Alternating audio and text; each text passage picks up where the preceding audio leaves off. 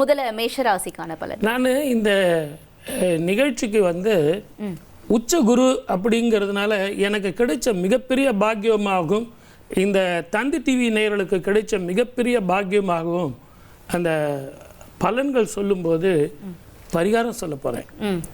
எப்பவுமே யூஸ்வலாக நம்ம பரிகாரம் தருவோம். ஆனால் இந்த முறை 12 ராசிக்காரர்களுக்கு உண்டான 12 குருவுக்கு உண்டான பரிகாரம் சொல்ல போகிறேன். என்னுடைய அன்பு நேயர்களே, தயவு செஞ்சு உங்கள் நல்ல ஒரு புக்கை எடுத்து பேனா எடுத்து ரெடியாக வச்சுங்க.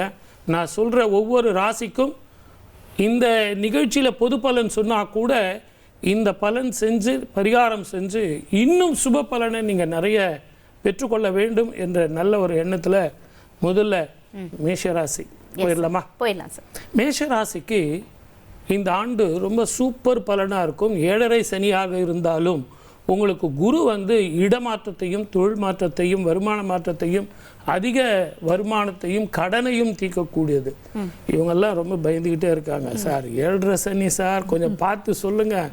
இந்த உச்சம் பெற்ற குரு இருக்கார் இல்லைங்களா, அதனால நிறைய வருமானம் வரப்போகுது. வெளிநாடோ வெளி மாநிலமோ வெளி ஊரோ போக போகிறார்.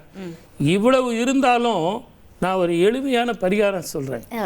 இவங்களுக்கு ஆலங்குடி அப்படிங்கிற குரு, எல்லாருமே இந்த ஆலங்குடிக்கு எல்லாருக்கும் தெரியும். ஆனால் குரு கோவிலுக்கு போங்க, மஞ்சள் ஆடை தானம் பண்ணுங்க. ஆனால் அங்கே என்ன மாதிரி குருவா அவர் இருக்காரு அப்படிங்கிறத நம்ம புரிஞ்சுக்கணும். நான் ஏன் மேஷ ராசிக்கு சொன்னேன் அப்படின்றது நிறைய பேருக்கு தெரியாது. செவ்வாயினுடைய அம்சம் பெற்றவர்கள் மேஷராசி. நான் கரெக்டாக இருக்கேன், நீங்கள் கரெக்டாக இருக்கணும். பர்ஃபெக்ஷன், பங்க்சுவாலிட்டி, நேர்மையானவர்கள், தப்பான வழிக்கு போகக்கூடியவர்கள் இல்லை. அதனாலேயே இவங்க வாழ்க்கை பாதிச்சுது. இவங்களுக்கு வாழ்க்கையில் வெற்றி பெறணும்னா அந்த ஞானக்காரகன் ஞான குருவனுடைய அருள் கிடைக்கணும். அதனால தான் ஆலங்குடிக்கு நான் அனுப்பியிருக்கேன். ஆபத் சகாயேஸ்வரர் திருக்கோவிலுக்கு போயிட்டு சாதாரணமாக போயிட்டு வந்த பிரயோஜனம் இல்லை. முல்லை மலரால் நீங்கள் சுவாமிக்கு வந்து அர்ச்சனை பண்ணணும்.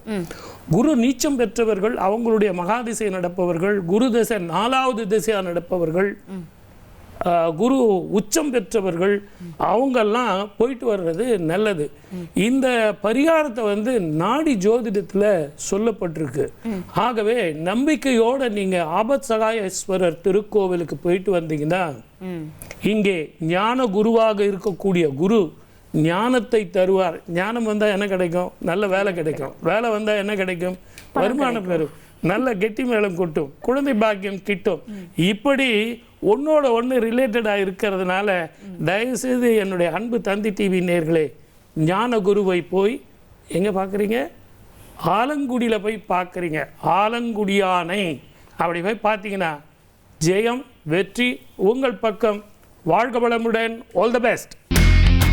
இனி செல்லும் இடமெல்லாம் செய்தி. தந்தி டிவியின் வாட்ஸ்அப் சேனலை ஃபாலோ பண்ணினா செல்ல இருக்கும் இடமெல்லாம் செய்தி. இதோ QR கோட், இப்பவே ஸ்கேன் பண்ணுங்க, ஃபாலோ பண்ணுங்க.